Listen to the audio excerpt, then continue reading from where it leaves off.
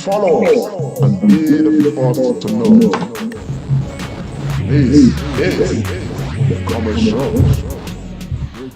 The Comrade Show with Comrade Show. Live on Facebook and YouTube.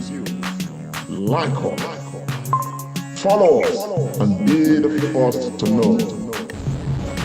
This is the Comrade Show. The Comrade Show with Comrade Show. Live on Facebook and YouTube. Like us, follow us, and be the first to know.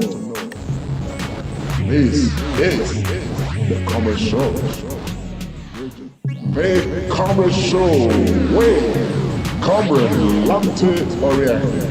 Live on Facebook and YouTube. Like us, follow us, and be the first to know. This is the Comrade Show. Okay, Edo people and Nigerians across the world, a very warm evening, morning and afternoon to you, depending on where you are joining us from right this minute. My name is Comrade Show, and of course, this is the Comrade Show, and this is the segment we call the Comrade and Friends. I want to apologize quickly for starting this program a bit behind schedule. Of course, like you know, I always have the team right with us in the house, and today, of course, we've got a lot of things to discuss. So many things. Not too many. It's just that, most of the things are just intertwined, within, small things. Today makes it 1 year, the historic election, the governorship election of Edo State last year took place. Many of us, did not know when we woke up today that today actually made it a year. On the 19th of September, that we had the Edo governorship election. That matter we're going to be looking at it today. At some point, we're going to open the phone lines and allow people to call in. It is time to start scoring the government of Edo State. Of course, I have the team that are going to do justice to that. And of course, another thing that's taking place right now, while the world is celebrating and waiting to see, what is going to happen with St. Paris Saint-Germain, PSG, where you will say the most valuable player in the world, the best player in the world, and some people say he is the best player of all time, even though I don't agree with that. That's Messi. Talking of Lionel Messi who has moved recently from from Barcelona to PSG in a transfer season of football that has taken the world by storm. Right in Nigeria, we equally have our own transfer season, but this time, not in sports, not in football, but a political transfer season. A lot is happening in that area, and of course, there is a name within Nigerian political world that is ringing bells all around, the globe. We're going to be looking at this matter and looking at the entire Nigerian, polity, and of course, a few more things here and there. But before much ado, let me quickly bring on board the musketeers of the Comrade Show.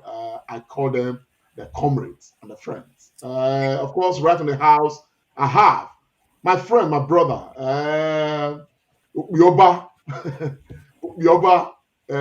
Tony Agbanse by Faith. And for the sake of this program, I call him Comrade Dr. Tony Agbons. Dr. Agbons. Yeah. Thank you very much, my brother, Comrade Lante Ikbomosa Oriaki. Thank you so much. Friends and viewers of the Comrade Show, I greet all of you now. Good morning, good afternoon, good evening, depending on where you are watching us in the world. Happy Sunday to you all. Thank you for joining us. Please share this broadcast both on our YouTube and Facebook handles, where we are really happy to seeing all of you sending greetings already. Wahia Bohia. Thank you so much. You are all welcome. Yes. Talking of sharing the broadcast, maybe not just click on that dial, share this broadcast. It's going to be a bomb. I say so because I know so. Yes, without talking too much, I actually have right in the house another musketeer of the Comrade Show. Of course, This is pharmacist Iremira. But for the sake of the comrade and friends, he is comrade pharmacist Austin Iremira. He's an Ukbioba in his own capacity. Ukbioba Iremira, over to you, sir. Thank you so much, my brother, Comrade Ikpowosa Oriahi, and my fine brother, Dr. Tony Agbons, all comrades. My people, good morning, good afternoon, good evening. It's always a pleasure and a delight to be here, especially to talk about issues affecting our state and indeed Nigeria. My guys, my people, una know the deal. Let us share the program. God bless una well, this 19th day of September 2021. Yes, thank you very much, Comrade Francis Austin Iremira. My people, I'm just going to hand over the baton to Dr. Agbons to take us through the first matter of today. Dr. Agbons, over to you, sir. Yes, thank you very much, Comrade Lante. Yes, our people, today, like Comrade Lante have said, is the exactly 1 year we had the watershed election in Edo State, the election that, the whole of Nigeria stood still, to witness an election, the type that has never been seen before, the Edo State governorship election. It was September 19th, the year of our Lord 2020, Anno Domini, the one they call AD, after the death of Christ. 1 year has gone. How time flies. Pharmacist Iremira, how you see this matter? 1 year now. Should we take the call? No, I'm not sure this call is related to this matter. Yeah, we just, go on, Austin. Thank you so much, my brother, Dr. Tony Agbons. You couldn't have put it so squarely. When I woke up this morning, I realized that it was 19th. I remember that day, how everybody, like you said, Edo State stood still. Those from all over the world, those at home and those in diaspora. In fact, the entire Nigeria stood still. Just before I talk about the government, I want to commend all Edolites, like Ambassador Matthew BQ Wifo would always say, who came out in their drove to support their candidates for both parties. And we recorded a massive victory for the current incumbent governor. And those who were hitherto not interested in politics became interested in politics. Everybody contributed a thing or two to make that day great. And I think 19th of October will remain a great day in the annals of our history. Even at the Comrade Show, remember, we started broadcasting very early in the morning, and we did not depart until almost on Sunday the next day. Credence to that team, and especially to our own courageous Comrade Ikpowosa Oriahi. Like you said in your intro, it's a watershed. We've turned the tides. We are still waiting for more dividends of that. But again, that day awoken the spirit that we need to be resilient and we have to go out there to get the person we want. And I think even though we may not see palpable benefits glaring everywhere now, I think it's a cornerstone. And that stone will come to fall again in 2024, where those will come even in greater drive to decide who will lead them. I agree with you squarely. It was indeed a watershed. Thank you very much, my brother, Comrade Austin Iremira, for that very brilliant deposition. Those who were not interested in politics got involved.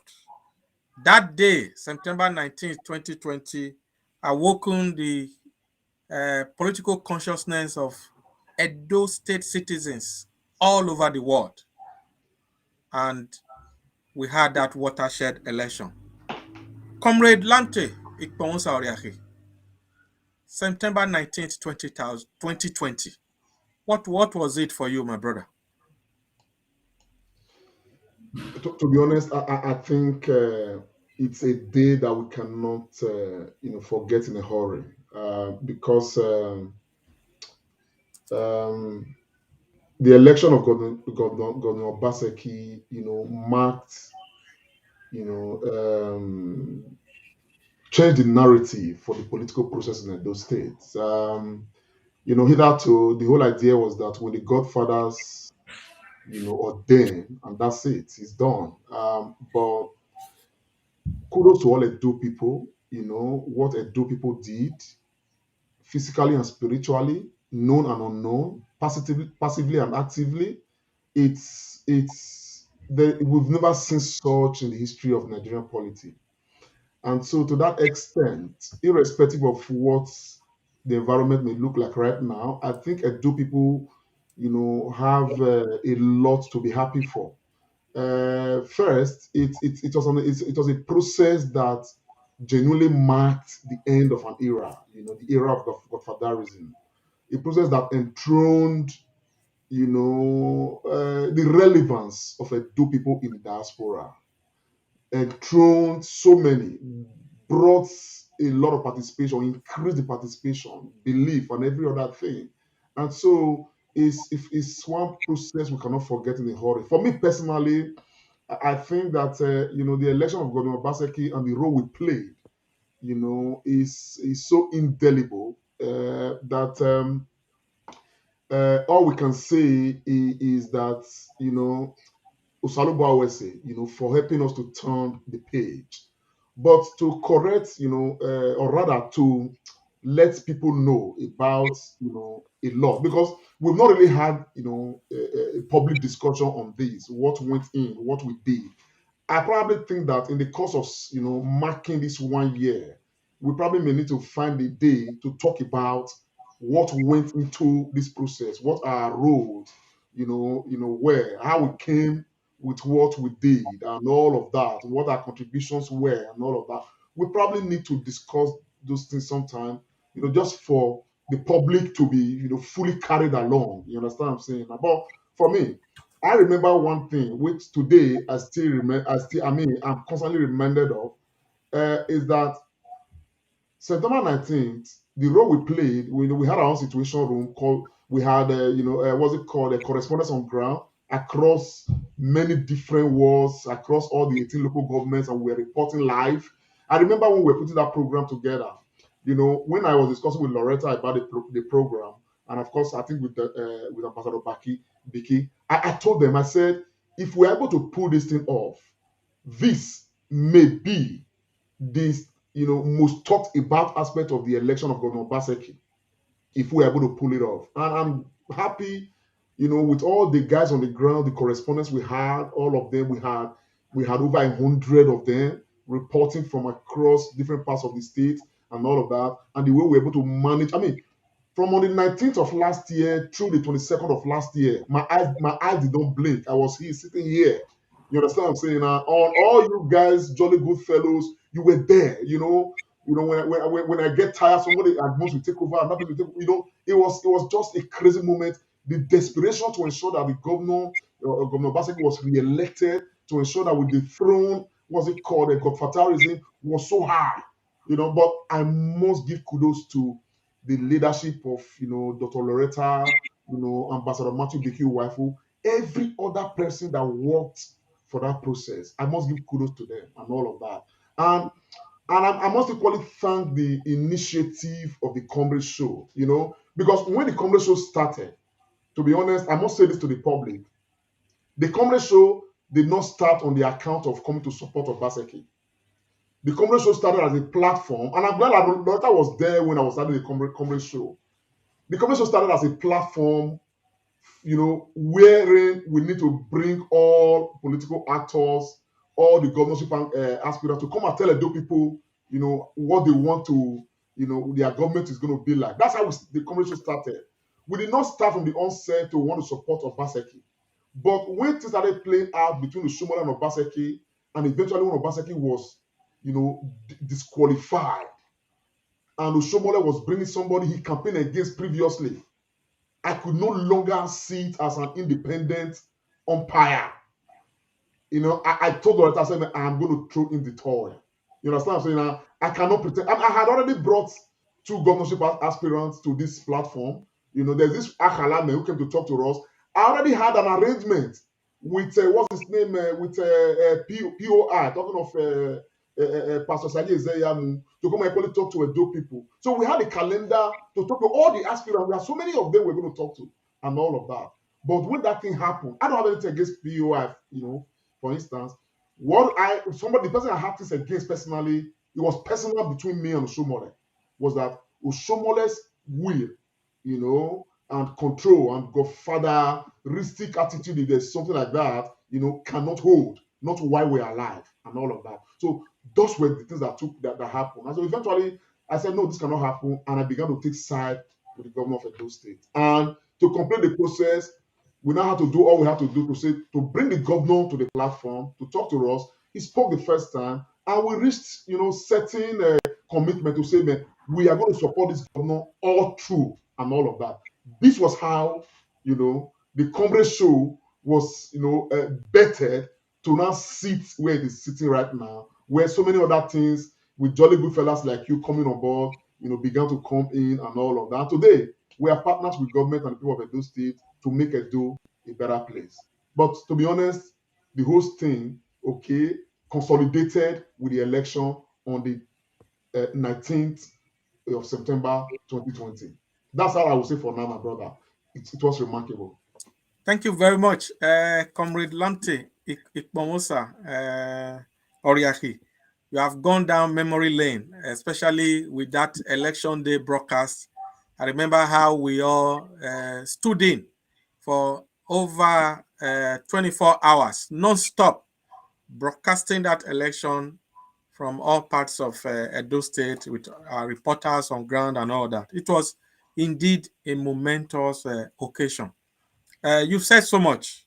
That election on September 19th marked the end of an era. That election enthroned the emergence of the diaspora in the political evolution of Edo State. And that election also witnessed a lot of behind-the-scenes arrangements that has not been said. And like you have said, and knowing the kind of man you are, we're going to have a day to actually discuss the behind-the-scene of the movie that, you know, culminated in that watershed election. Now, I'm coming to you now, Pharmacist Iremira.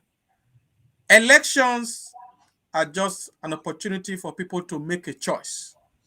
And elections do not define the destiny of the actual direction of governance.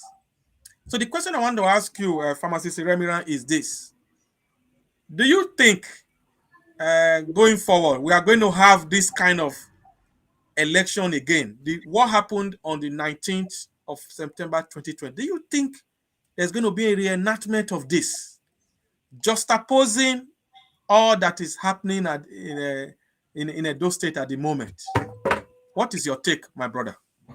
Thank you so much, Dr. Tony Agbons, for that, and for the input of Comrade Lamte Ikpomosa on what happened, the struggle of 19th of September that led to that momentous election.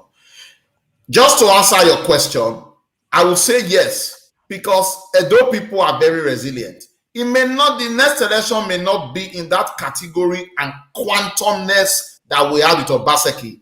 Remember, the interest started because of the inner rumbling that was happening within the APC.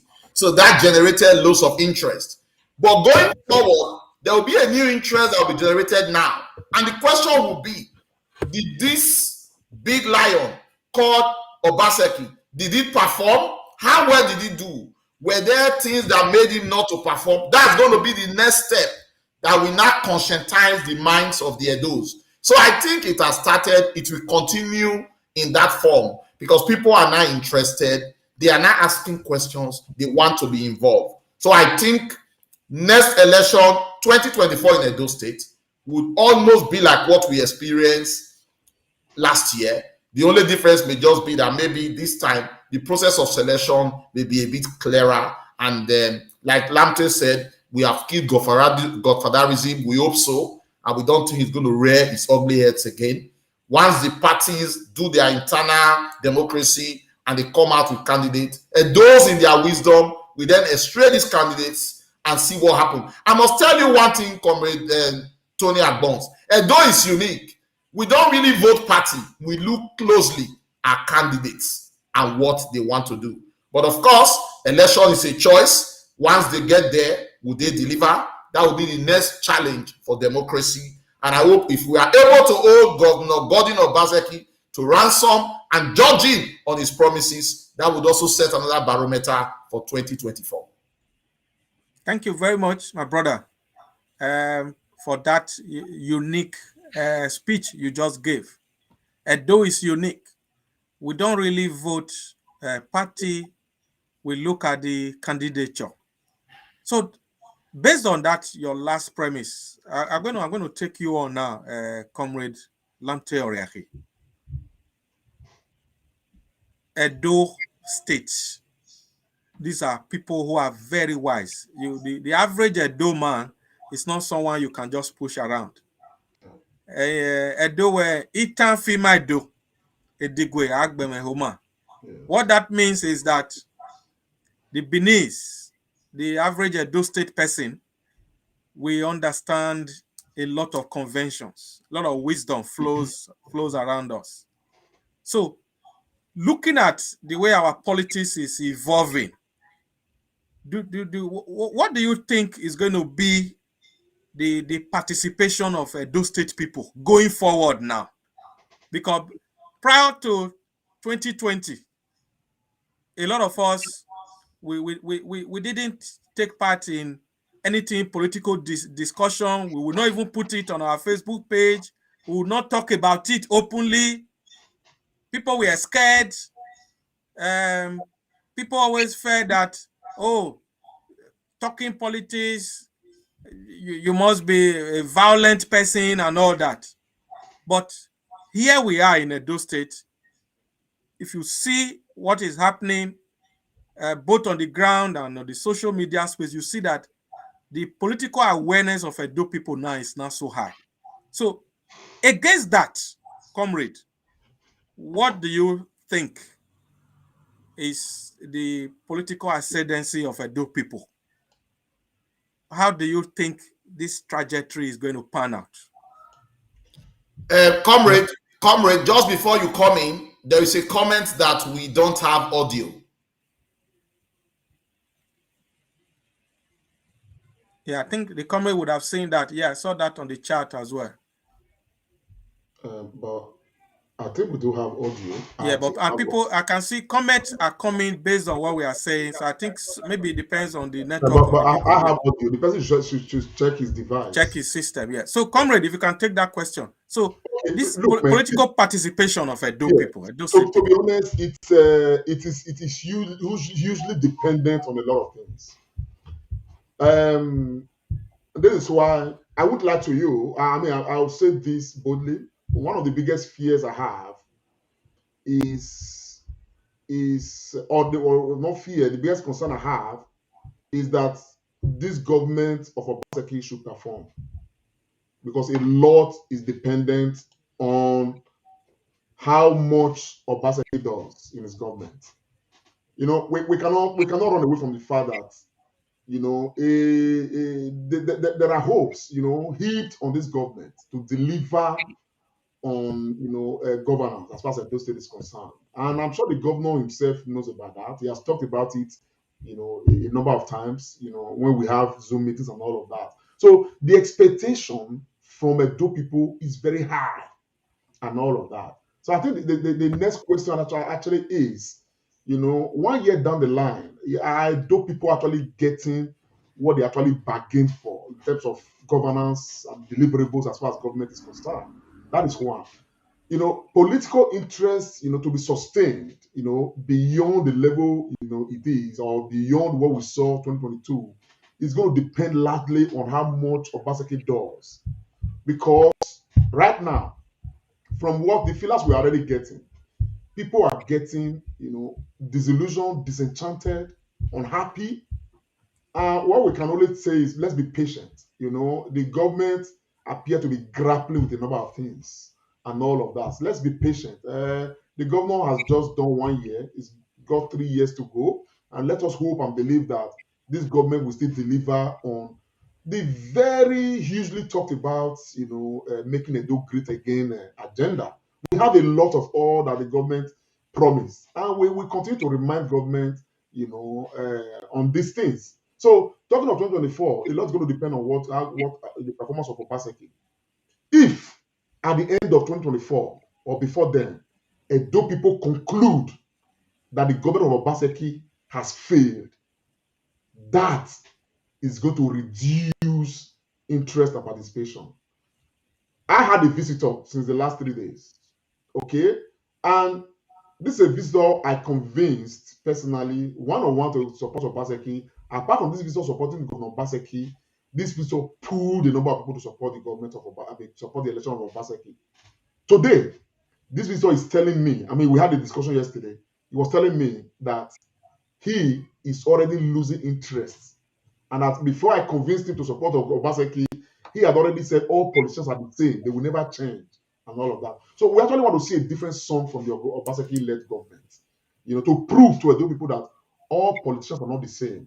To prove to Edo people that, the hope that Edo people invested in his government, okay, that hope is not a dashed one. It's not the one that's lost, and that's all we need. And if Obaseki is able to convince Edo people that, yes, he made business, he came to serve the people for the glory of service, believe me, the expectation beyond 2024 will even be higher than what we can imagine. Now, apart from Obaseki, there are other variables attached to this matter. Many people are actually advocating right now that if we want to follow the law of equity and balance, okay, and each person should be the next governor of Edo State, based on the fact that we have had a Edo North person become governor, we now have an Edo South person become governor. So reasonably, if the law or rather the rule of balance and of proper sharing formula is to be applied, okay, the slot of governorship needs to go to the Esan people, okay, and all of that. That's another matter, okay. Now, will an Esan person emerge to become the candidate for both political parties? That is very dicey, because from sources, there are some other interests, I don't want to mention their names, from Edo North, who are interested to become governor of Edo State. Some of them are in government right now, so all of this is going to determine, what happens. And we are not going to shy away from the fact that somebody like POI, Pastor Sagi Yamu, may actually still emerge again as a flag bearer of APC. And again, even if PDP goes ahead to say they want to feature an Esan person as governor, and APC goes ahead to go and feature, a Benin person as governor, what happens? And all of this. So there are so many things, okay, that is actually attached to this matter. But all of these subplots, okay, they will all be subsumed by the performance of Governor Obaseki. If he does well and his scores very high, believe me, Edo State, okay, will not have, will not think of any other choice but that to follow, the trail of the governor of Edo State. But if the reverse is the case, then we may have a problem of total disenchantment, apathy, if you may, and all of that. So it's a matter that remains to be seen. We are watching, and we are evaluating the process as we get along. That's the way I will look at it, brother. Thank you very much, Comrade Lamte. We are watching and we are evaluating the matter. I can see a lot of comments. Comrade, if you can help us to post some of them, some of these graphics of some comments on both sides of the divide. I want to encourage our viewers. Our phone lines have been put out. Please, it's on the screen. You can call in to air your views, and then put out your comment as you deem fit. The participation, like Comrade have said, will be hinged on the performance of the current government of Governor Noregase Obaseki. Whether people will be disenchanted or people will be bubbling for the next election, a lot actually hinge on performance. All politicians are the same. We have had this several times, even in the Nigerian political space. People say it at state level, people say it at local government level. Comrade Iremira, Governor Obaseki has to deliver because the expectations of Edo State citizens is that he has to deliver because never has any election happened the way his own happened. So, what is your take, my brother, in terms of this huge statement, the deliverables? How can this come to pass? Thank you so much, Dr. Tony Agbons. I think I've mentioned it in this program before, and I will say it again. Even when Obaseki was elected governor for his first term, I wasn't really interested in Edo State politics, although I followed, but I was lackadaistic. I only got convinced when Obaseki had a meeting with a session of Edo State people living in the United Kingdom in 2016. And I was privileged to be in that audience. And I listened to the governor. Tony, my brother, first time in history, I was taken aback. I was surprised. The governor was not there. I think he was there with only one of his commissioners. But when he started talking, the way it was really everything, I said, yes, this is a man that I've considered, and I think he knows his onions. And it was that gravity of 2016 that led me into all this. I'm just putting that just to give a background to our audience. Comrade Show has said this squarely. The Obaseki-led government has a huge role to play in what will happen in 2024. Not on the issue of godfatherism, but on the issue of delivering to the promises that he made to Edo State. That he was going to take Edo State to another level and make our dear state great again. And out of that greatness, he had only 4 years. 1 year is gone, there's only 3 left. Why we cannot call for removal or shake of government because we know democracy is there, Obaseki will remain in 2024. The only shake of government we can get, like I said before, is for Obaseki to help me pepper them. When you pepper the other side, you deliver for Edo State people. And if it does deliver, the barometer to get the next governor will be increased. And that would also increase the performance, the concern, the collaboration of all Edos, especially those at the diaspora. So Obaseki for me carries a lot. Some people will say it's probably early days to judge. I have my concerns. I have some impressions. I have some feelings. But I'm just still hopeful that in the course of time, he will deliver on those promises. Like one of our comment on the Facebook session, I think by one Ameze, that he just came back from Edo State. His area was hitherto moribund, but the roads are now working. And I can't remember the area now. Those are positive things that we want to hear. We know overall, because of the problems associated with his movement, and another reason why I'm also giving him a degree of some time, realizing that the People's Democratic Party, the party he ran for, is also having some problems as well. We may not have information of what is happening within the inner workings of government. But whatever those problems are, Edo people must come first. And I know, and I hope, and I believe that Governor Obaseki knows what he's carrying. If he wants to write his name in the sand of time and take Edo State to Eldorado, he certainly has to deliver. But also I want to say, the spirit has awoken anyway. So whether Obaseki delivers or not, 2024 will be different. And I just want to also support what Comrade Lante said. Remember, I pride myself as the only true Edo son, but I think it is the moment for the ESZIP people to produce the next governor. And I also think that Edo South, Benin City, will play a huge role in deciding who that candidate will be. Thank you very much, Comrade Iremira. Another aspect I want to go into now is the issue of the constitution of the Edo State Executive Council. talking about having commissioners, special advisors, and senior special assistants. Though these two groups are not part of the state executive council, but they play a huge role in the oil of democratic governance anywhere, advisors and all that, because they serve as a link between the government and the people being governed. So this, I think about 2 days ago, we've been seeing a list flying around on social media. But funny enough, that list has no source. And for us, from the stable of the Comrade Show, we've seen that list. A lot of our viewers have been making phone calls, but the list has no source. But the issue of cabinet in Edo State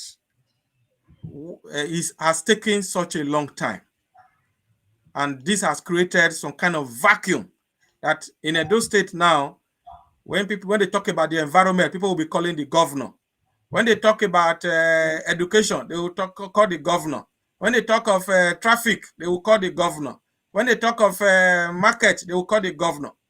So there's a vacuum that for a state to run properly, you need to have an executive council, people who will be given responsibility to do this, do that, various ministry, agriculture, education, information, all these ministries that we used to have. So, Comrade Lamte Pomosa, the list that has been going around, what is your take on it?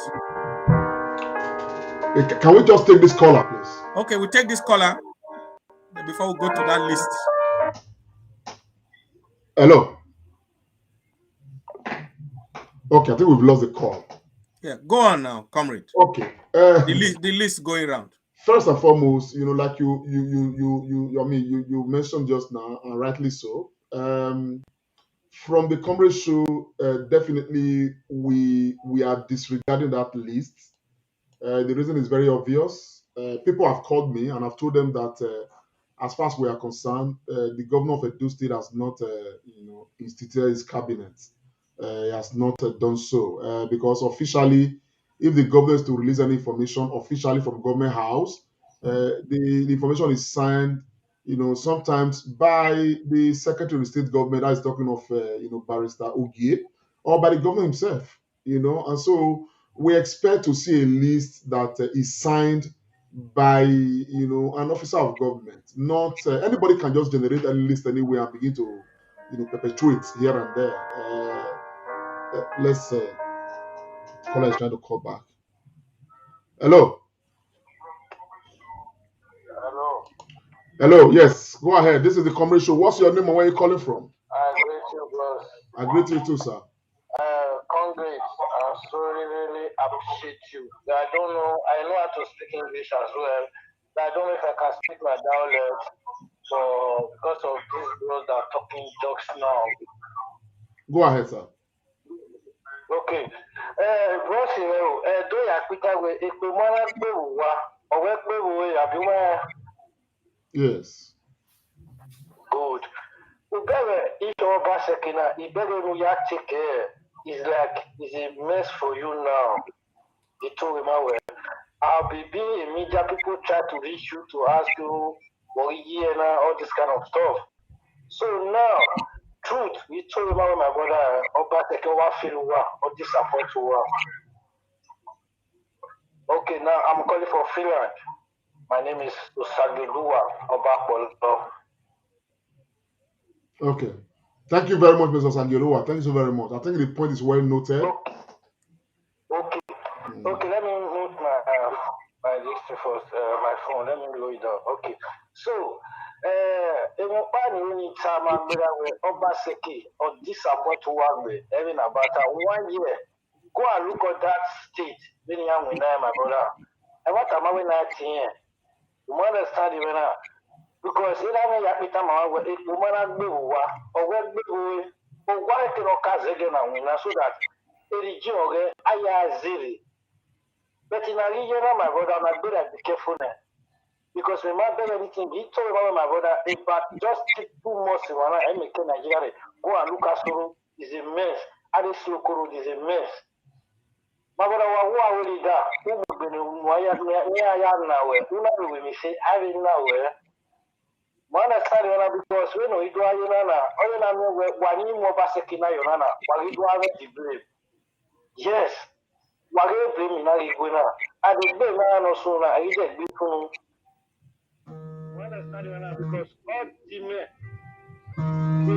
we ya mwe with that 2021. You gotta watch when I watch you ya make a call here video we ya watch you ya this security you na me when they are afraid. But now let me show you. Thank you very much, bro. I think that's much we can take for now. Another call is interrupting. Cry while watching they to watch a live video man around America na tiere na amigo. There's a one PDP map panel running there now. Look the way he talk. You know, all you know when you go your ritual no wa and then marry you. One understand so no why contribute because you know basically they are na marry go wa so ma no vote you or marry the president where yes, they want where you are. I'm married my brother. Why contribute my brother? Where's the carbon? Thank you so very much. I don't know. For those who may not understand the Edo language very well, Dr. Agba, I don't know if you want to interpret, just summarize what this scholar just said. It's good everybody get to understand what he has said. Let me just summarize it. I listened to the caller. He's obviously disappointed with the level of activities of the state governor, Governor Baseki.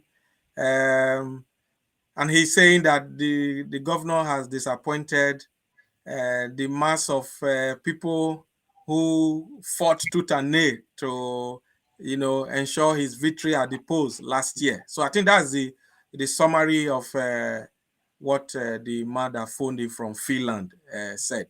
So, but it's like we always say, every opinion is valid. It is very, very much noted. Thank you, our brother from Finland, for calling in. So please, the phone lines have been is on the screen. You can call in and air your views. Thank you all so much. So we're talking about the list that is going around. Comrade, you were speaking when that phone call. Can you continue? Okay, yeah, like I was saying, first from the Comrade Show, people have called us and they want to say that for us, there is no list existent as we speak. The only time that we can confirm that there's a list released by the government is when the list is signed by at least an official of the government. The SSG is there, the chief of staff is there, the governor himself is there, the deputy governor is there. So any of them can actually sign this list on behalf of government. Not some people just putting the list together and releasing it. There is no source, nothing. So for us, I am not saying this is right or wrong list, but we cannot independently verify that list, and so therefore for us there is no list available. Having said that, I want to say that it's very unfortunate, to be honest, unfortunate that things are like this, because what is happening right now, the Edo man says if a wood does not have holes, ants will not just go inside. I think if this list was not released by the government of Edo State, it means that the vacuum created by this, non-appointment of cabinet is what people are now playing into. You understand what I'm saying now? So anybody can just put a list together anywhere and just release it. And because everybody have been waiting, people start circulating very fast, believing that it's the governor or the government that released it. You understand what I'm saying? And so I am saying this on the premise that if it is not the government that released this particular list in question, it therefore means that government has, created room, for this kind of things to happen, and it's not proper. And apart from this, there are so many areas of governance where, room is being created for speculations to take place, for things to just, happen freely and all of that. And people are not even well directed. You understand what I'm saying? And they don't even know where the direction is coming from and all of that. So because there's so much vacuum. And so from the Comrade Show, yes, we support the government of Edo State, the governor of Edo State. And I want to say this, and I want to say it very loud. If the election was to be conducted again today with the candidates that we had, I will still stick my neck out for the governor of Edo State. And I'll tell you the reason. The reason is because I believe I still trust him more to deliver on this job. Now, has he failed me as a person?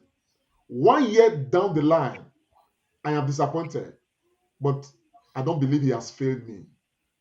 Because some of the things we know,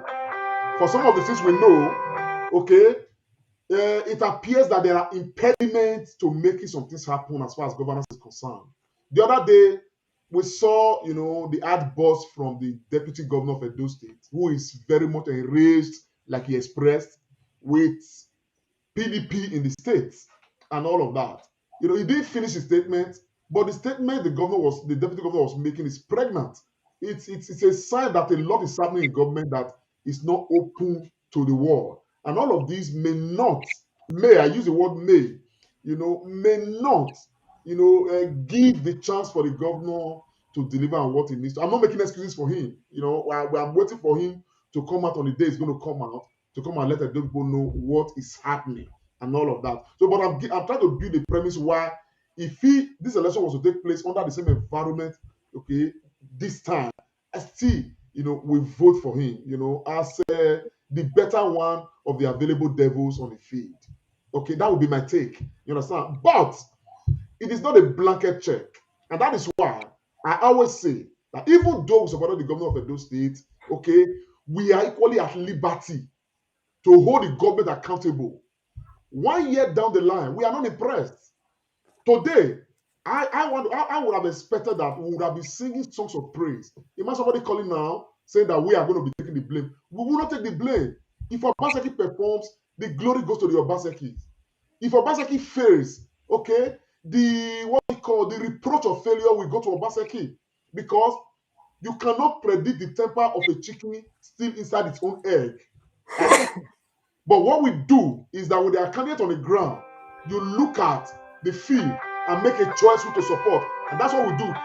There is no error in supporting anybody. And so we cannot take the blame for anybody's failure. We're responsibility only in anything as a governor. Let's take this caller, please. Yes, let's go ahead. Hello. Hello. Hello, sir. Yes, sir. Good afternoon, good evening, sir. Yeah, my name is Patrick Jabal, calling from the US. Go ahead, sir. You can increase your volumes as well. We can hear you loud. Okay. Okay. Is it better now? Yeah, you just speak louder. That's what I actually meant. Okay, sir. Please, I want to first of all commend your efforts. I didn't have I would have called you before now, but I wasn't having your contact.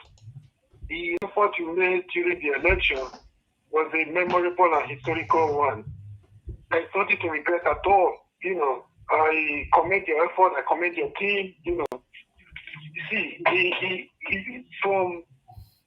from the inception of democracy in Nigeria, the Edo State election was a watershed. It was a remarkable. It was a reference point. It remains a reference point to all the states in Nigeria. So I want to make one thing clear to you. I'm as disappointed as you are. But I want to let you know, because I was into politics before I left Nigeria. Obaseki is in a very hard situation. PDP, I wasn't. It's not because of what was between Obaseki and somebody. There will have no need seeing somebody like Obaseki going to PDP. The movement of Obaseki from APC to PDP was a kind of circumstance. There was nothing we could do to stop it. I knew he wanted people to perform in PDP. Sorry to say this, I'm not here to castigate anybody, any individual, any party. PDP is not a place for somebody like Obaseki to perform. I was with them. I had the taste of their bitterness before I said. The truth be told, the truth be said, PDP as a party has never been a blessing to people of the state. It has been more of a cost. Have you forgotten from the section of democracy in 1999 to have you forgotten what we went through? we cannot forget that in the body. They are like that. People in PDP as a party don't sit down to discuss the future or the development of the people. They after the money. The guy went through a lot during the nomination. I don't want to go into that. That will not stop him from performing the government. A lot of things are going on. He's not a politician. He's not a professional politician. He will understand where he's coming. I'm not trying to defend him. I'm not trying to hopefully for that. Frankly, I'm not happy with what is going on. But he doesn't. He's of the political game. He cannot. Don't forget the situation we came in. We were happy, even while it's an APC. We were happy. That the figure somebody like Comrade to come in because we're almost going into political belief as far as Edo State. They were on life support. They needed oxygen for them to remain politically relevant. So the grab of us, they were broke, they were hungry. Most of them were they needed the money, they needed everything just to bring Obaseki on board. They wanted to use Obaseki again to come into political limelight. And I thought people, especially those in diaspora, both home and abroad, they embraced the project, and it was successful. I think considering the way he was being treated by Shomo, and I don't think people were kind of godfatherism in politics. So, to cut the long story short, they needed Obaseki just to come back to power to perpetrate their evil. He said please, sir, can you round off in 60 seconds, please?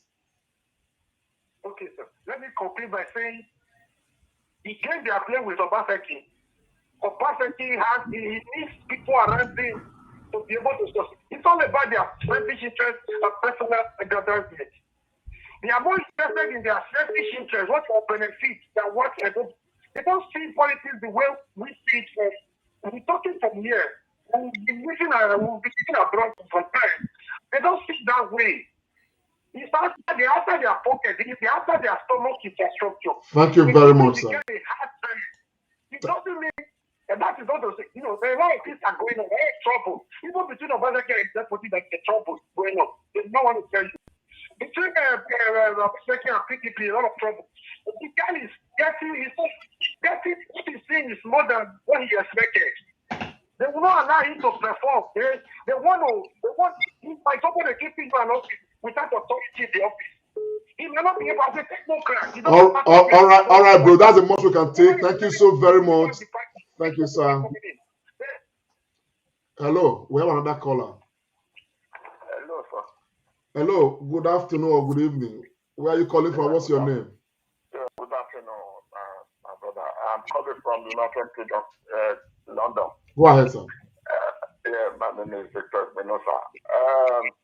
My brother, I thank you very much, and you and your team, you are doing a great job.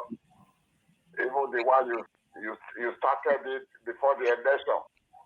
The first day I saw you on the screen, I shed tears. I said, who is this man?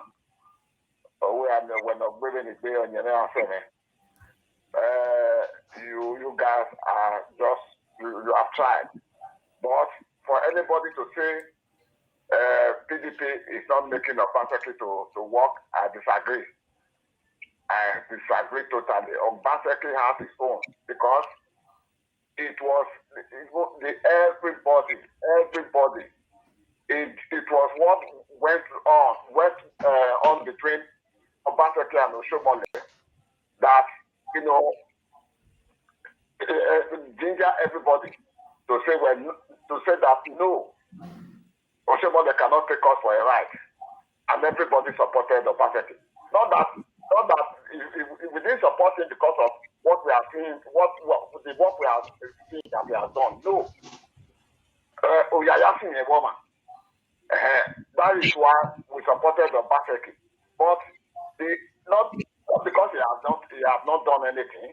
That is not the reason people are not.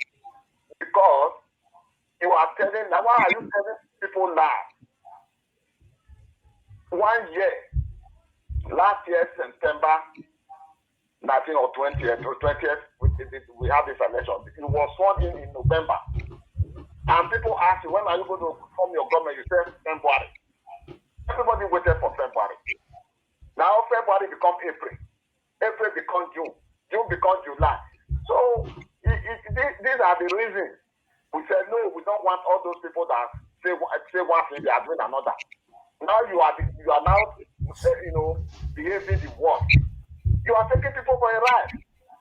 Not people, not that we want commissioner, not that we want anything, but we want somebody who we can say yes, that can put a mark.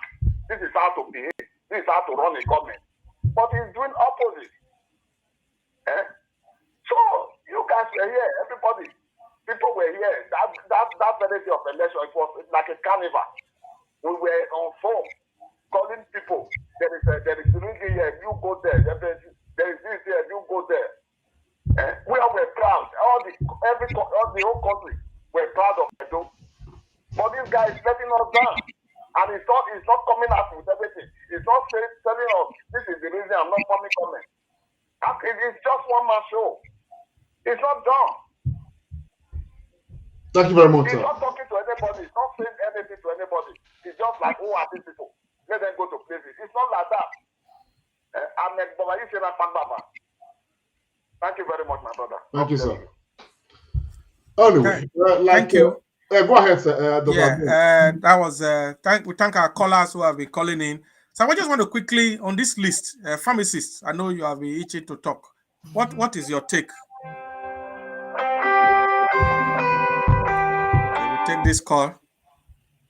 Hello. Hello. Yeah, hello. We can hear you, sir. What's your name and where are you calling from?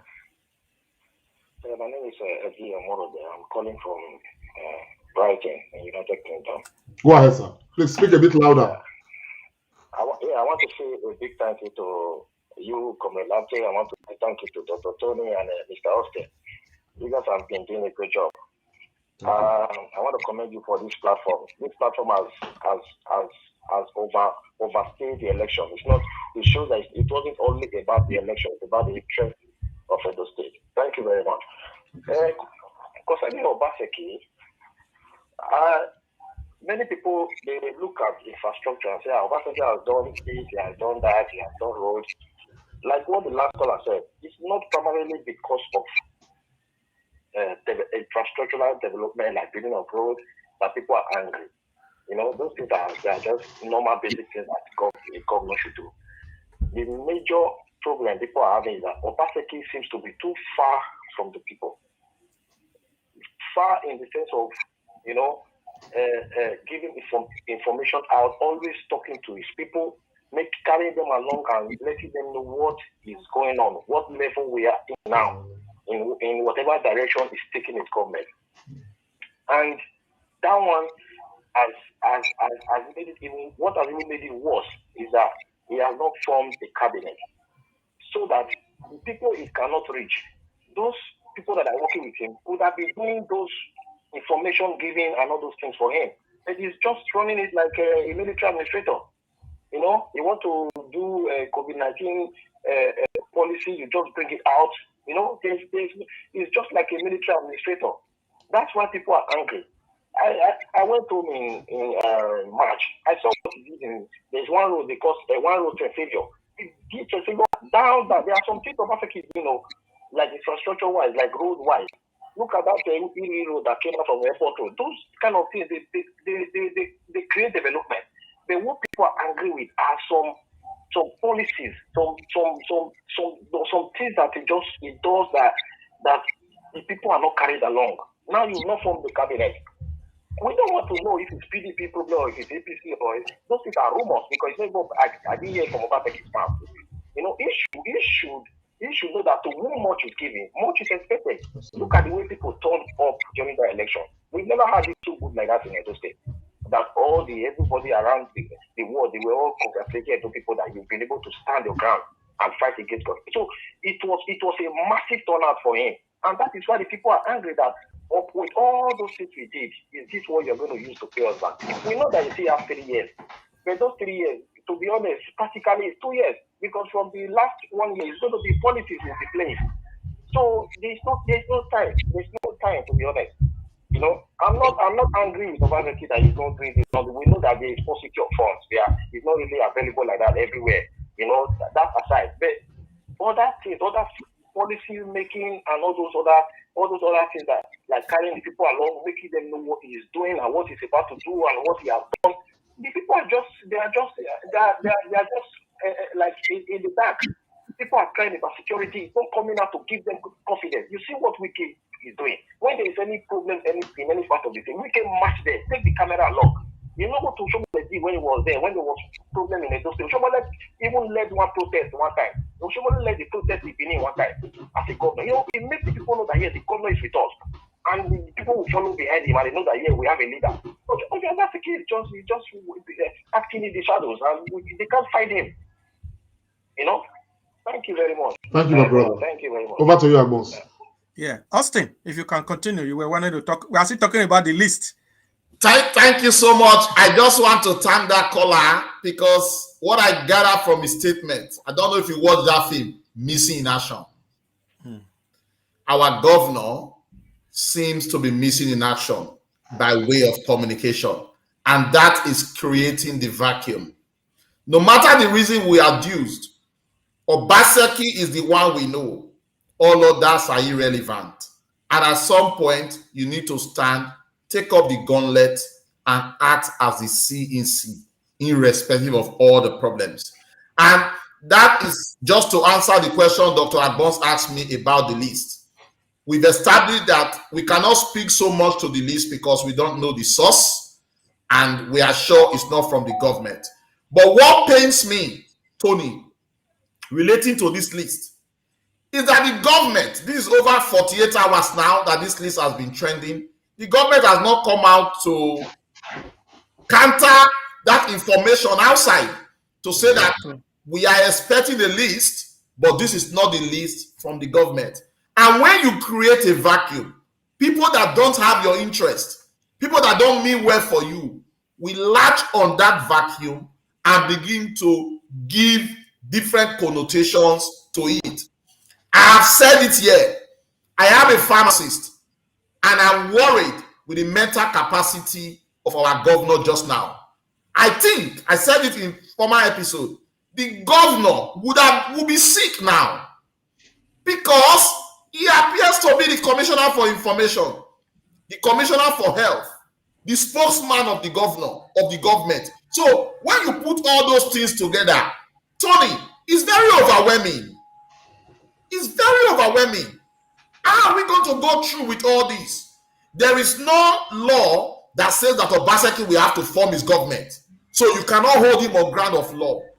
But the nature that created that is to give opportunity for other people so that he can now midwife their function. So it's really, really overwhelming. I'm worried about the mental health of the governor to be able to speak to everything. And like the caller said, if you have a problem, we should channel it to a secondary person who will then discuss it and before channeling it to the primary person. So now the reason why nobody can speak to the governor is he is not there to answer to everything. So I want to appeal no matter what the situation is. And I also want to speak to the Edos. Edo State is for all of us. It's not for Obaseki. PDP are not from heaven or from hell. They are members of Edo State. If PDP members are the ones holding this government to ransom, I want to appeal to them. Look at prosperity. Forget about whatever financial gain you want to make. Think of the progress of our state. Let us reduce this cumbersomeness that we are giving to the executive now or the governor now and think of our state. Please, the same thing to APC, the same thing to everybody, because if our state is progressing, it will be the benefit of all of us. You understand? And Obaseki should know the people that are in Nigeria now are not from heaven. You can't go to heaven to get angels. You have to use what we have. And once they are not productive, once you have appointed them, you sack them and appoint another group of people. So we can no longer hold excuses. I am not disappointed. I am just surprised. But there is something Obaseki did which all of us should all gratify. Today, we don't hear of one governor called Ambode because he refused to stand and fight. For Obaseki to stand and fight and got the support of people. Should we take this caller? Yes, please. Yeah, let's take the call. Thank you, pharmacist. We'll continue with you. Hello. Hello. Yeah, hello. Good evening, sir. Good evening, sir. What's your name and where are you calling from? Yeah, my name is I'm Monday by name, Monday Obasi from Edo State. Go ahead, sir. So, yeah, Domo, sir. So I would like to go on my normal Nigerian English, yeah? Go ahead. No,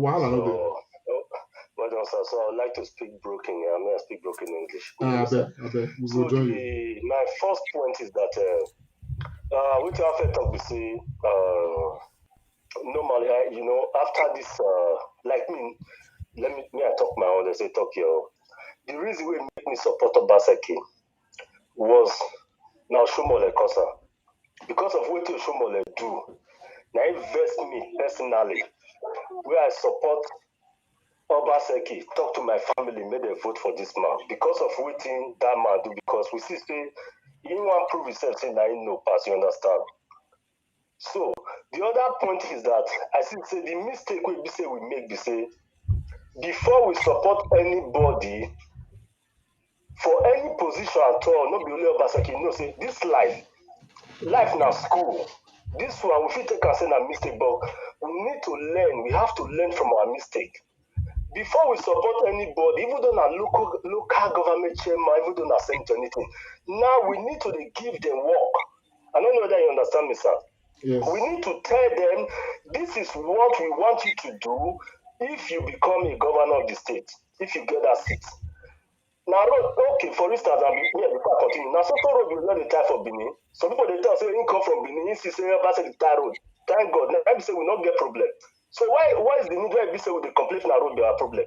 So the thing we say, we need to, first of all, before we support somebody, say, for instance, say, so person, name now Sunday, name now Friday, we first ask and say, thank you, bros, you want to, okay, see what we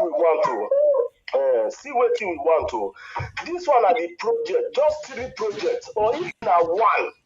We have to say for this your 4 years, now this one we need from you. So if you know, so you fit do this thing, we go support you. Then, even though now 4 years, it take give us this now light, you just give us for that 4 years. We know so that this one we achieve. Because the reason is that if you do Nigeria, sir, the problem is too much. Normally, with the blame of Obaseki now. Bros, I beg you, I beg you, feel your do and try me for 1 minute.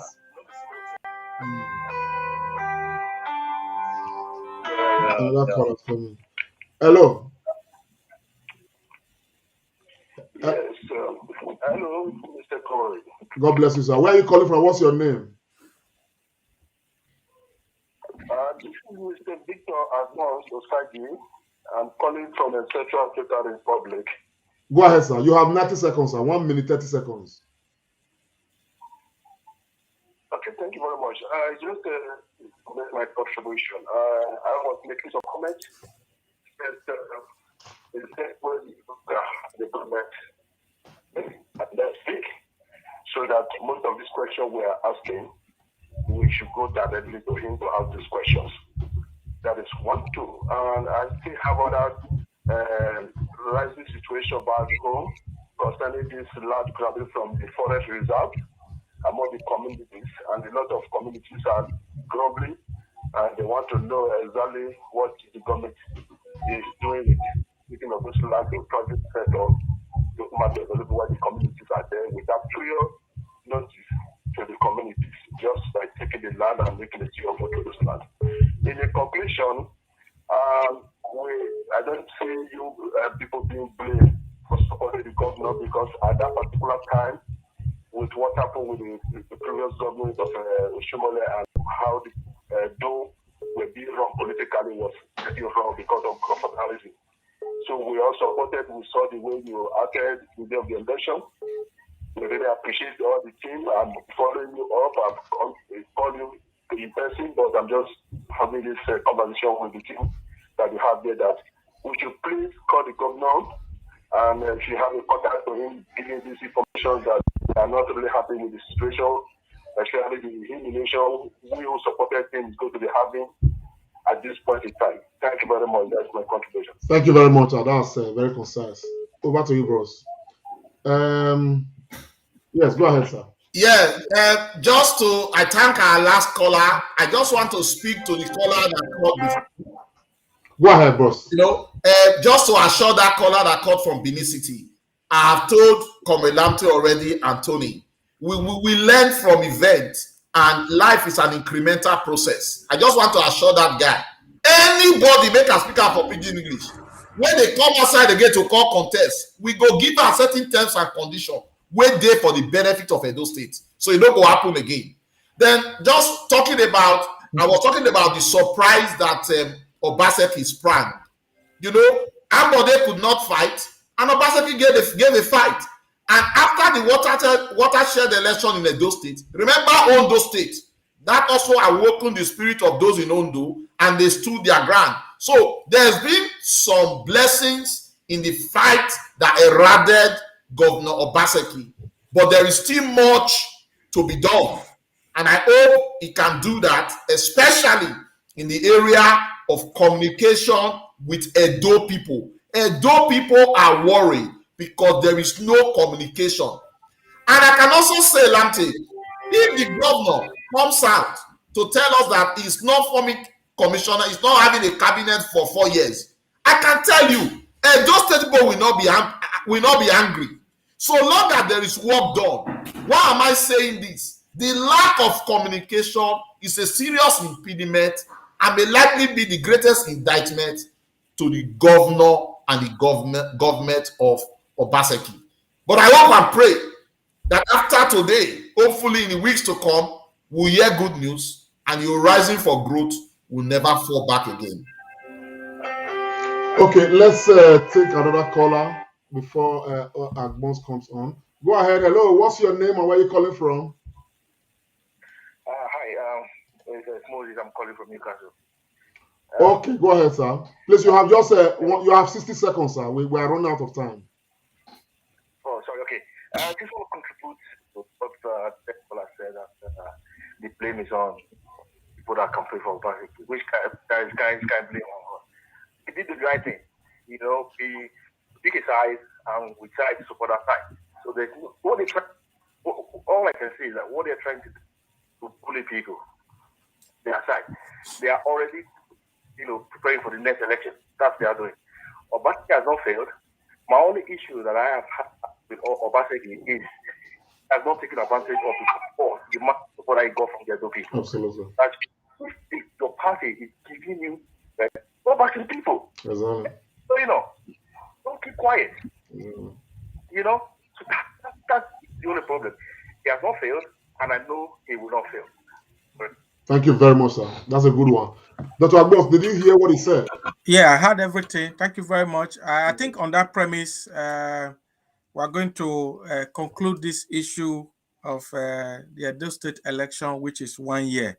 Because, Comrade, you already touched on the appearance of the state deputy governor on Channels TV. I think you touched on that already, so I don't want to overflog that issue. So many people have called it a strategic move by the deputy governor. He just said what he wanted to say, and then the internet connection went off. But the message was passed across, and millions of views on that channel's video already. So the message has been passed, so we won't go to that. So, Pharmacist Iremira, I think I will hand over to you to take on the next issue. Thank you so much. I'm not trying to take your duty, but I just want to read what somebody said. I think it's amazing to say that Obaseki did not fight, the Edo people fought. I think that is correct. But Obaseki set the litmus test for that fight to continue. So, my people, we are going national now. And during sorry, sir, before you go national, I think it will be essential to let the people know that today actually marked the day 1 year, we had the election. But for the whole of this week, okay, we are still going to be on the subject matter of 1 year, after the election. I think it's a matter that we should continue to discuss and give people the opportunity to express themselves about, their feelings. Go ahead, sir. Thank you so much. I think we'll not be able to take that call now. In the course of our introduction today for our viewers, Comrade Lante mentioned something about the transfer window, the political transfer season in Nigeria. For those of us in the United Kingdom, we know the length and time that the transfer season takes. It opens around August or just around July and runs till for a short time. Then there's a small transfer window that opens again late January. But for Nigeria political scene, I think the transfer window and the political season is coming very early. We've seen lots of transfer fees, people moving, although we don't know the transfer fee, we don't know the cost. That was top secret. Yeah, it's top secret. Recently, we know that Lionel Messi moved to PSG, and the big one that gladdens the heart of my brother was when Ronaldo, R7, moved to Manchester United. And for football fans, you agree with me, that's already making wave. To come down to our own politics, we don't know the cost of our transfer fee, and when these people move, we don't know if they really change JC, because before you know, they can put on another one. Over the last few months, there's been movement of some governors to the APC, the ruling party, and this week was a great one.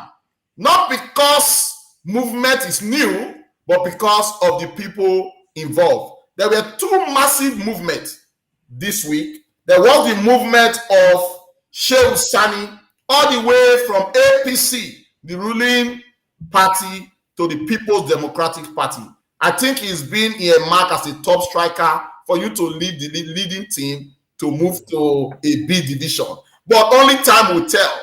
Another big one is what we call in fact, listening to channels this week, Mr. Agbati has recommended to Buhari that this man that has moved from PDP to APC should immediately be replaced by even our own celebrated Lai Mohammed. That shows how powerful this person I'm going to talk about is. No other but the former aviation minister, Femi Fani Kayode.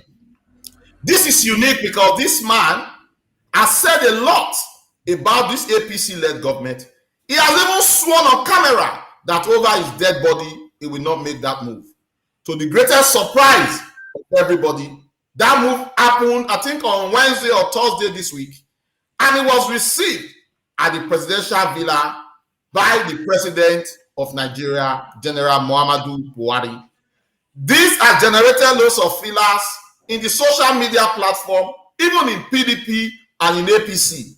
I dare say that even some people that laid their life for APC, talking of the big Igbo man in Lagos, Igbokwe, he is now angry that he fought tooth and nail, and he was never called to the State House, not to even have a drink or an akamu with Buhari.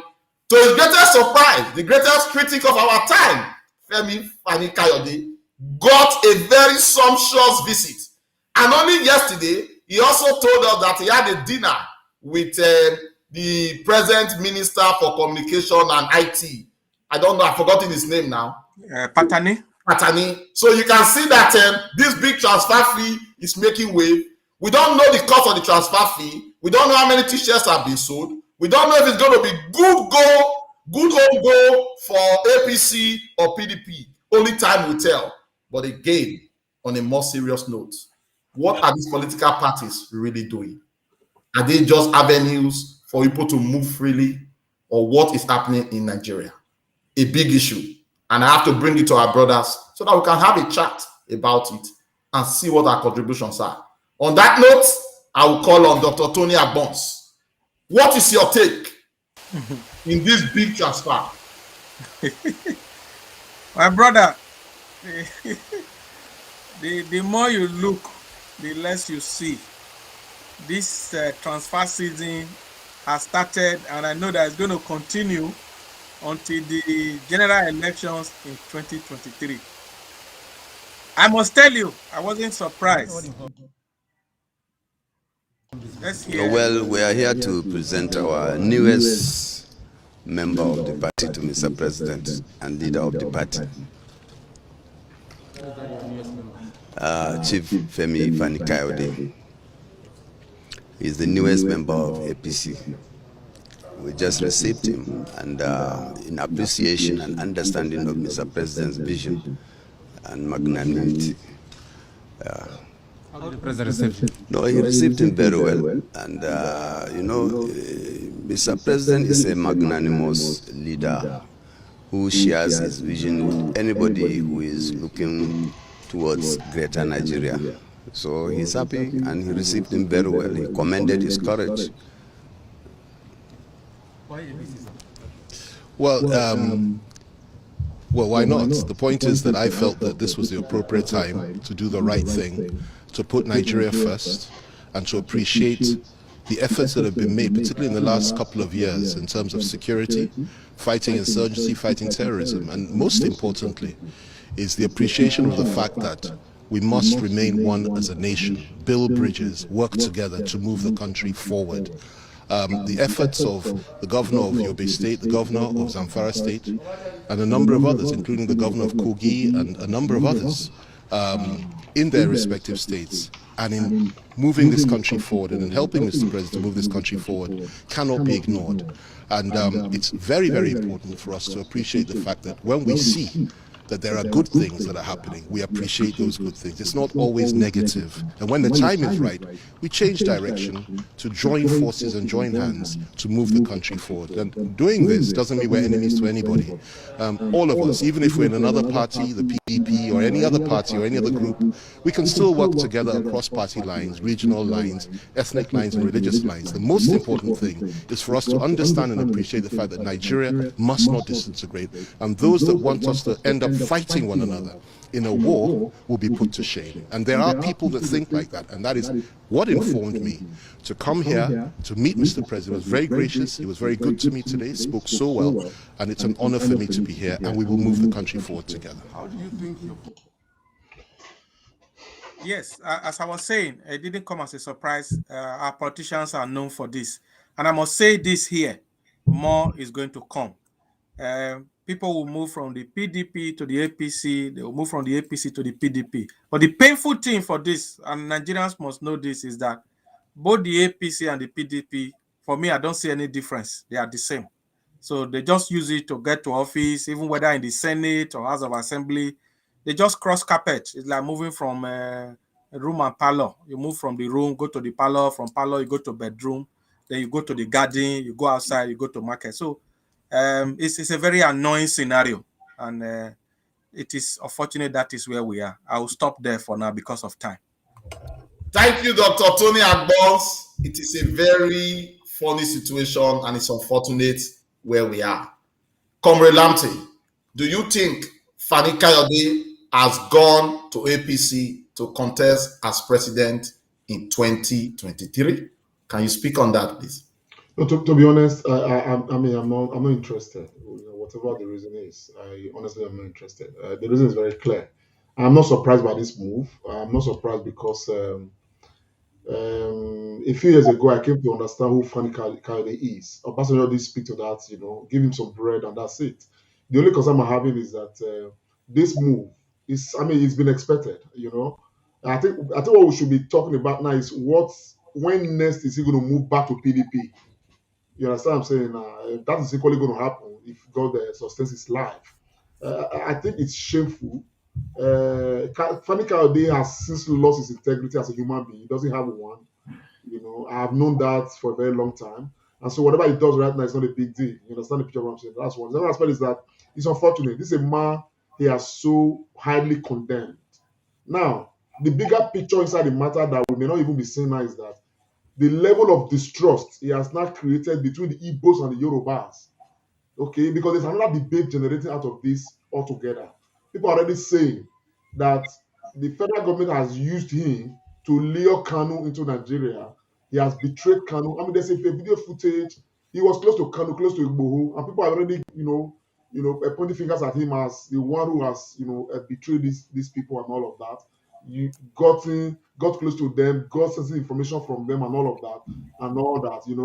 It's unimaginable that any reasonable human being will speak about the president the way this man did a few weeks ago a couple of months ago and today, the same thing that he spoke about, condemns him vehemently, are the things that he's championing to say, oh, this man is doing well, he's doing. So, my brother, it's disgusting to speak about this, and it's even more, devastating, to think of the tomorrow of Nigeria political, environment as something like the way if it will ever change. And that's why when someone said just now that there's no difference between APC and PDP. Of course, there's no difference. Okay, but there are still certain human beings that will have some iota of dignity, respect for themselves, if not for anything, but because of what they stand for, what they have said with their mouth. This man is shameless, has no integrity, does not stand for anything. The only thing he knows is that he wants to be close to where the power is, and that's it. And it is time that Nigeria should rise to extradite this kind of human beings from the political scene, to make sure that they don't have life anymore as far as politics is concerned, because these are the same elements that are killing the Nigerian state, that will never make the Nigerian state grow. And there are many. It's just that some are more, shameless than others. Fani Kayode, with all due respect to Nigerians who are listening to me right now, happens to be at the highest apogee, the very highest level of shamelessness in display as far as politics is concerned. So, my brother, I honestly think that this is a matter that we need time to carefully, analyze, as it were, because it's shameful, my brother, to say the least. Thank you so much, Comrade Lamte. It is indeed shameful. I think Nigeria and our polity is the reason for this. Although we may say that Fani Kayode today is not holding any executive position, but our House of Assembly has made this possible to say that you can just move from one party to the other, even when you are having political position. If it were to be that we allow free movement, but when you move, you don't move with your office, your position is declared vacant and a by-election conducted, I can tell you for free that many Nigerians will not move. But I'll just go to Dr. Tony Agbon's, just the last statement on this.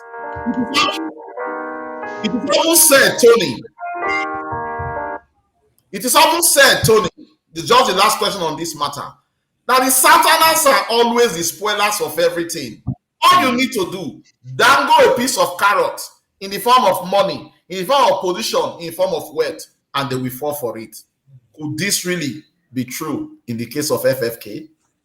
Yeah, Southerners are always the spoilers. That has always been the case. You notice that even this week, let's put Fani Kayode aside now. The Southern governors had their summit. They meet regularly now. They met in I think in Enugu State this week. The governor of Anambra State did not show up, and this is the same. These are states that are on the same boundary. He didn't come. All the other states, the 16 states, the governors that didn't come send their deputy, like the Edo deputy governor was there because Obaseki is not around. I wasn't around. So other states like that. So Southerners, they are like that. And that is why the northern oligarchy or whatever they call them, they will always have their way. Because our people know how to sell out. And if you are a student of power, and if you watch the Godfather movie, the Godfathers, they will always say, political Godfathers will say, or political schemers, they will say that every man has a price. So Fani Kayode has just told them his price, and he has been, like you said, his transfer fee has been paid, and then he's collected it, and then he has changed jersey. Simple. Because like Comrade said just now, this is a man that always loves to, he wants to have meeting with presidents and governors. The other time somebody asked him, who is bankrolling you? And then he was angry at that young man and all that. He insulted the guy. So now we know who was actually bankrolling him, that he has been visiting states, checking governors what they are doing. Now his price is known and he has moved. Like I said, and Comrade also mentioned it is a full matter that we need to evaluate against the politics, the kind of politics we do in Nigeria. We are making mockery of democracy. We have a way of mocking everything. It's just shameful. The way we do democracy in Nigeria, very shameful. Thank you so much, Dr. Tony Agbons. Thank you, my brother Comrade, for that input. To our viewers, to Edolites, and to Nigerians, we don't want to give too much airspace to FFK. It is clear what it stands for. The only thing is that we want to move our country forward. And if our country must move forward, everything has to be restructured, including our minds. We have it on good authority that since the opening of the transfer window till 2023, more defections will happen. The only thing that we will not always know is their transfer fee. But with their doings, we know where they are going to. I appeal to Nigerians, come election time, let us be resolute. Let us make effort to get these bad ones out of our sight. And for Southerners, remember, the carrot will not always last long. Those in the north, they know how to deal with us. Let us wake up and salvage ourselves and work for humanity. We'll leave it at that. Still on the issue, we just want to celebrate a few things that have been happening. Remember, in the course of this program, we are going to be telling us what is happening with the Edo State League. But recently, one of us has been doing a great thing in the life of medical students in the University of Benin. I'm talking of the Ashanti Graham Health and Education Initiative Foundation. The acronym is AGAHEFI, which was founded in 2010 by Dr. Loretta Agboro-Oko and her lovely husband, a consultant neurosurgeon, Dr. Emeka Oko. And both of them are graduates and alumni of the great University of Benin. And since 2010, they've consistently done something great to give a ray of hope, to mentor, and to position the medical school in the right perspective. Since 2010, they have always given a prize donation and a laptop to the best overall medical student in surgery during the oath-taking ceremony. And this year, 2021, they've done it again. Above all, there is also another doctor who has decided to support their cause and have added another prize to the prize that is being given by this foundation on the day of the oath-taking ceremony. I'm talking of Dr. Esosa Agedo, who has, for the one donated this year, an additional laptop to be given to the best lecturer in the Faculty of Medicine. And the lecturer that was chosen this year, I think, is one Dr. Osifo. The event took place earlier on this week. We cannot thank them enough and to say. Now, the best student in surgery of this particular class is Dr. F.A. Arus. Three Mosa for Dr. Arus. Mosa.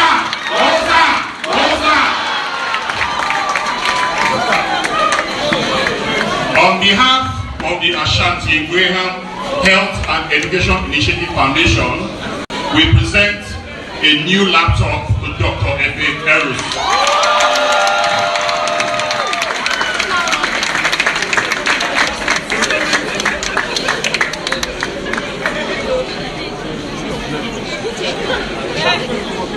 Also, on behalf of the Ashanti Graham Health and Education Initiative Foundation and the Graduating Set Medical and Dental of 1983, we present you 200 pounds.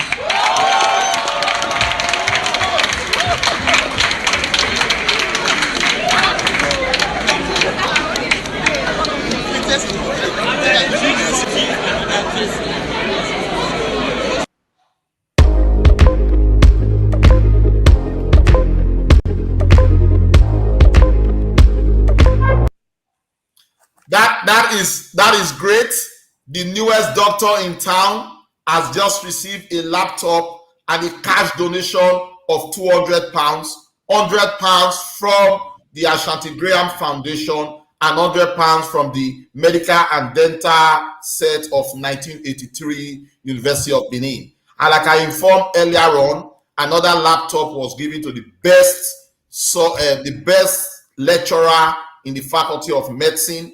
and that laptop was donated by Dr. Esosa Aredo. It is gratifying to note that AGF has been doing this for the last 10 years. I'm proudly to say too that our own Dr. Loretta Ogboro is also a co-founder of this foundation, and they've been doing this for the last 10 years. It is really, really a good thing, and we commend their effort.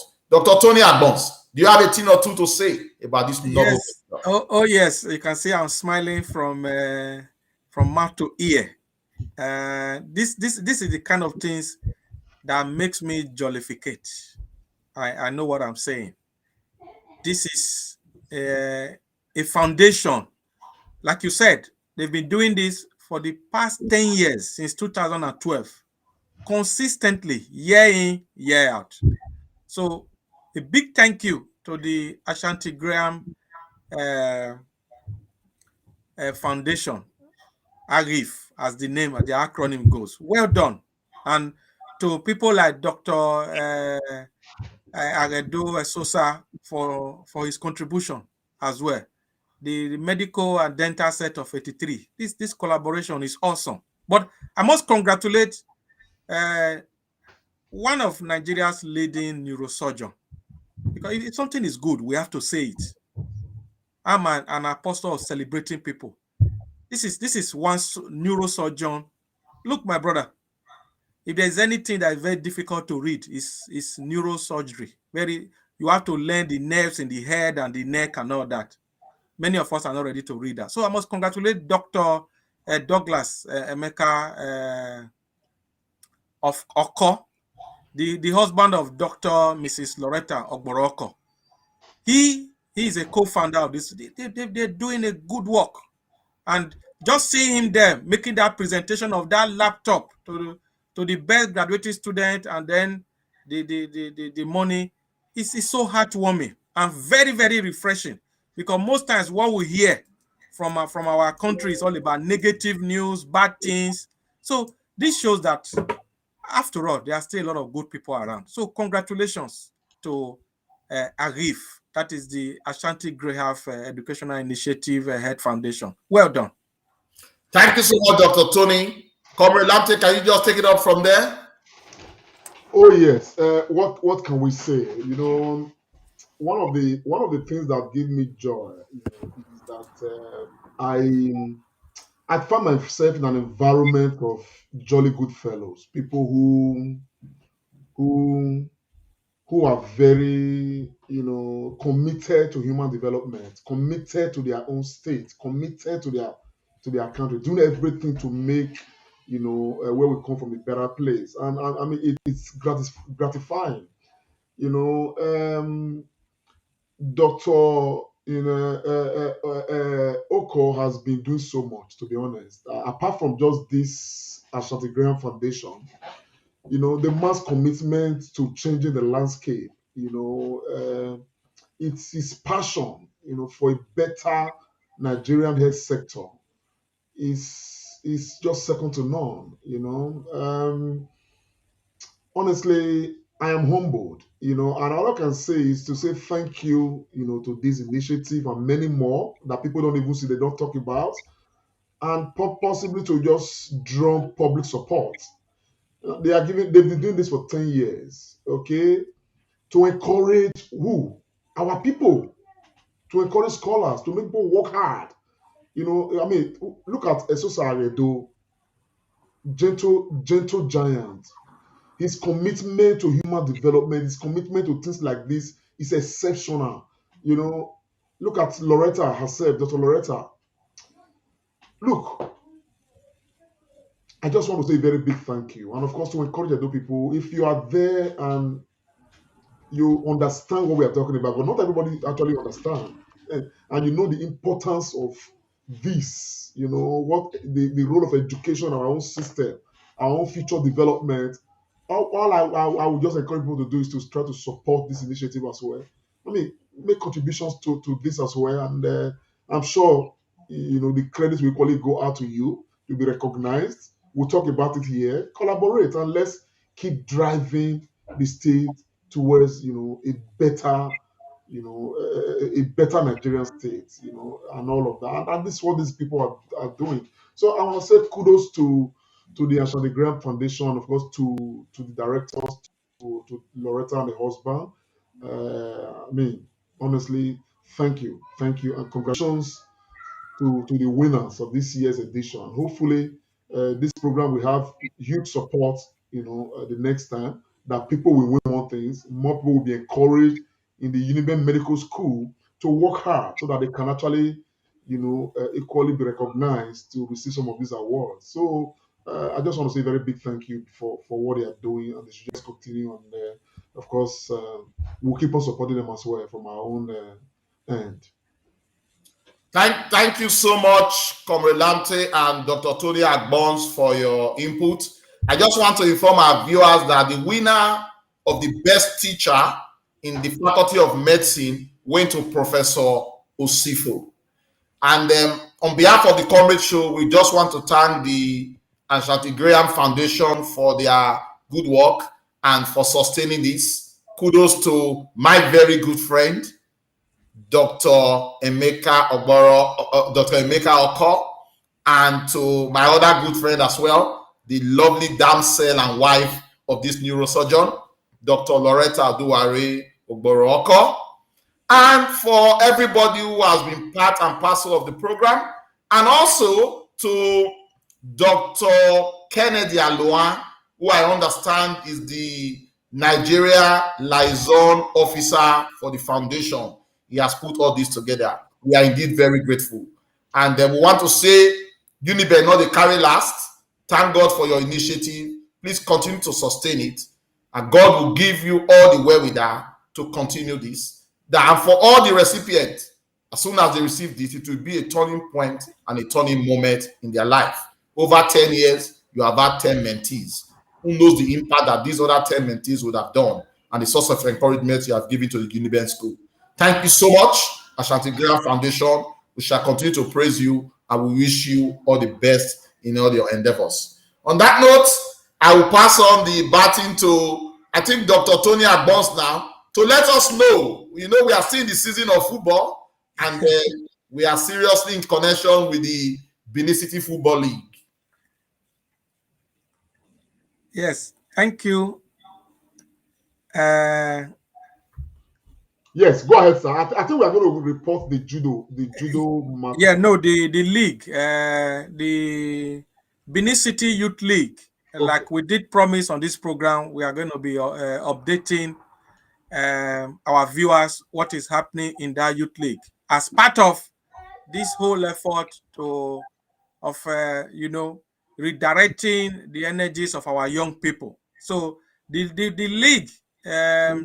The week 5 matches were played over the weekend because of the protests that happened at the University of Benin. They couldn't play the matches midweek. So the matches were played. In fact, the final matches were played yesterday evening. And I think we have the league table, if we can show it to our viewers, the graphics right there. So, so St. Andrews FC is still top of the league table after 5 matches.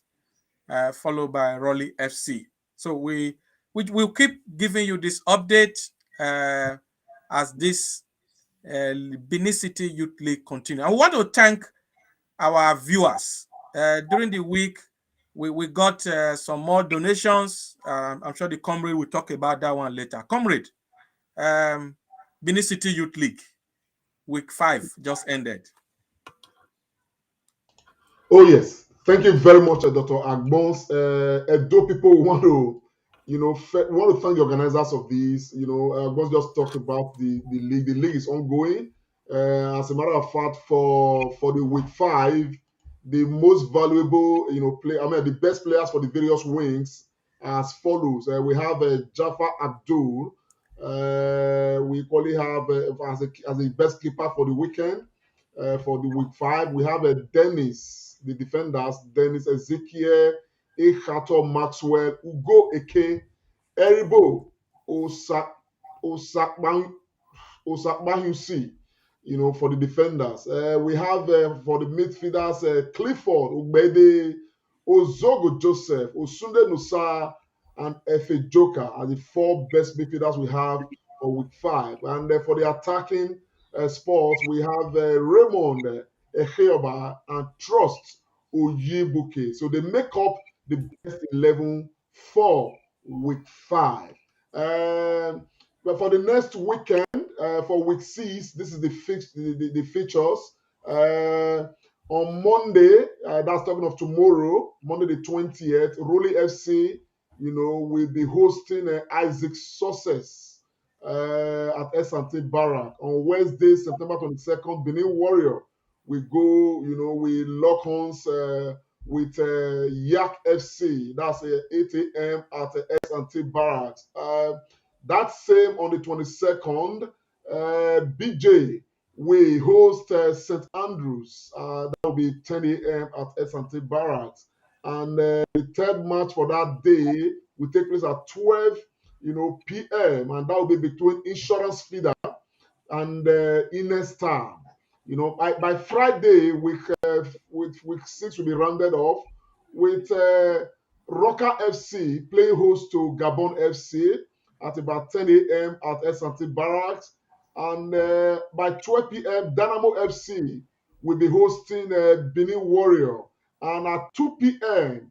on that day, that Friday, the 24th of September, Eagle Wing, we, of course, go ahead and host Yak FC. And that will round off that particular round. And of course, by the grace of God, next week we'll be giving a report, on that. But one good news that came by way of support is that we have Jumbo Aitamegbe from Germany supporting the Youth League with 20,000 naira. That 20,000 naira. I want to thank Jumbo. And of course, we only have one Victor Osage. I don't know which country Victor Osage is. But Victor Osage is supporting with 20,000 naira.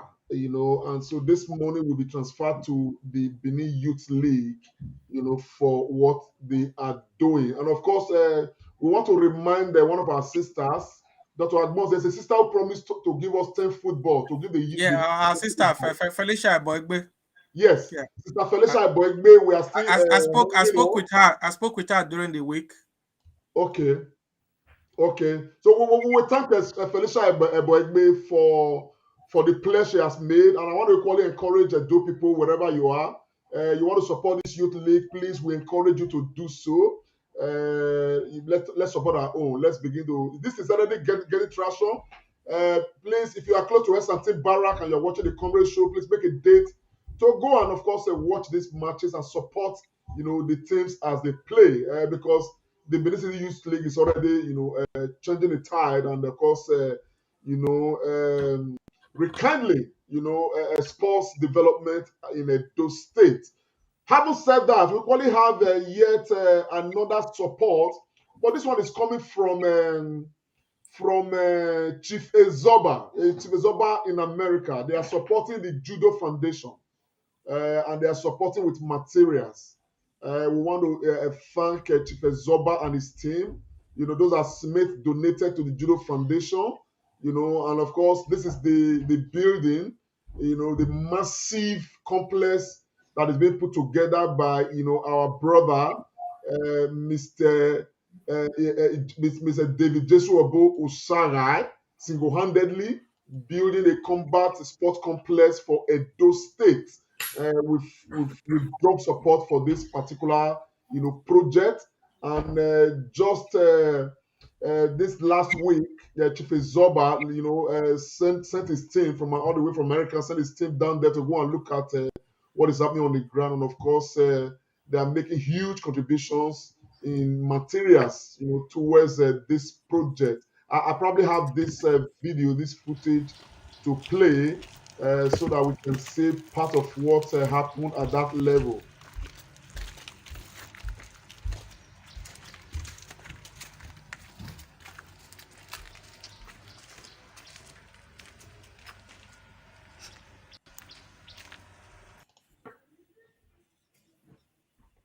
Okay, that was the inspection. We probably have this footage. the State Director, Pastor Festus Obakono, our General Secretary, Lawrence Arunde of ESZIP Nigeria Limited. We are well received by the representative here as the sister to the proprietor. David Joshua Saga. Thank you very much, Mama. God bless you. On behalf of ESZIP, accept this little token for us for now. Definitely, the work is ongoing, and then we can see the work that is here. Then we now know how, where and how to come in again to see that this elephant project is completed, all to the glory of God and to the benefit of mankind. Thank you very much, man. God bless you. Thank you so much. Thank you.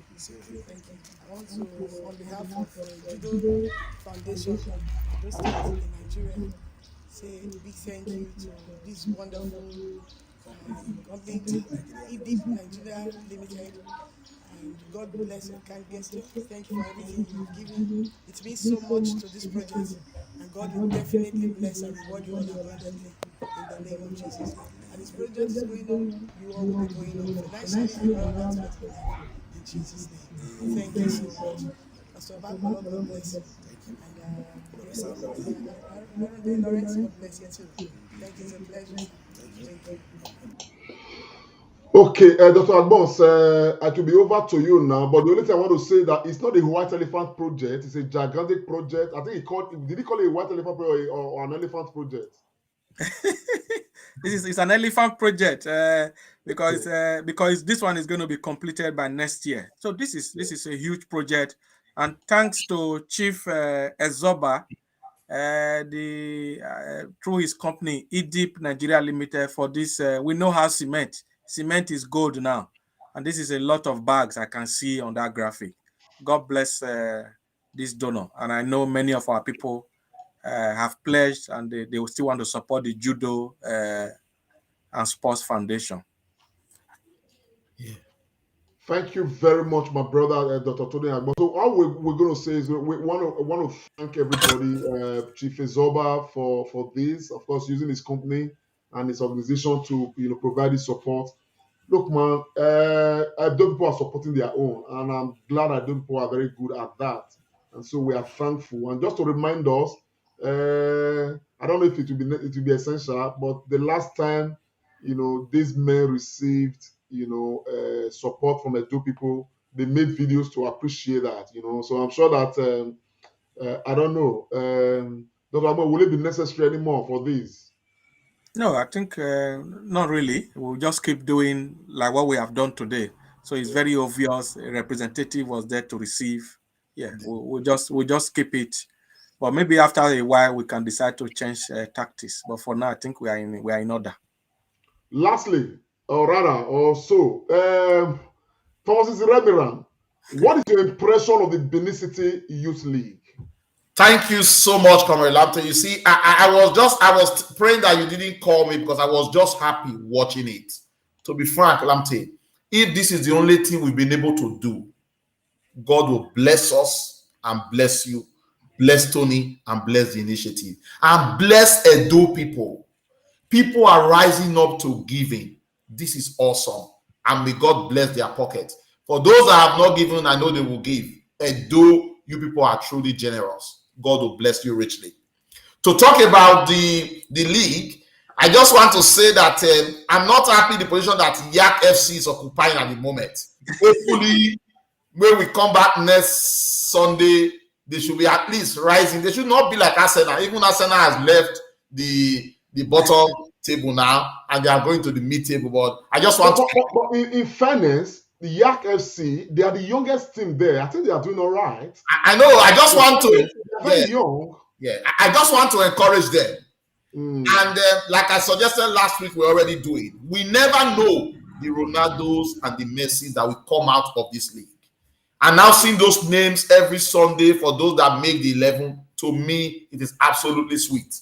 I didn't keep the list for last week, but I noticed 3 names, maybe there might be more, that still made the 11 out of at the end of last week. I think the goalkeeper Jaffa was part of the team.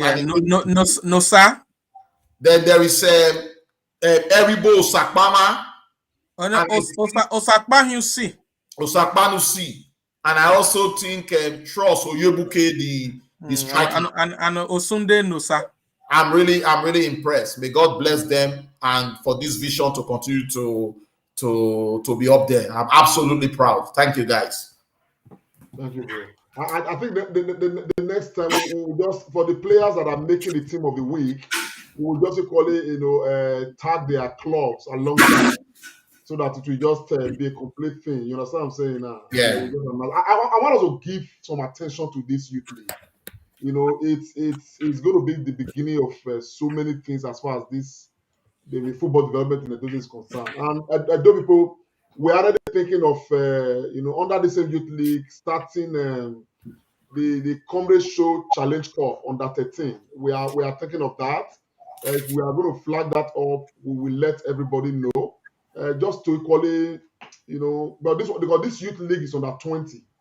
So we are thinking of under 13 Challenge Cup, the Comrade Show Challenge Cup, right there in Benin City, just to keep, catching them young and all of that. And so, and of course, one of our sisters, Dr. Loretta, a very generous human being. I don't even know whether she the chop because a lot of our resources go into, charitable activities here and there. She has equally promised to support with a cup, and so I'm sure that we can all join hands together, to sponsor a competition, and if you're out there, you want to support the Benin City Youth League, please.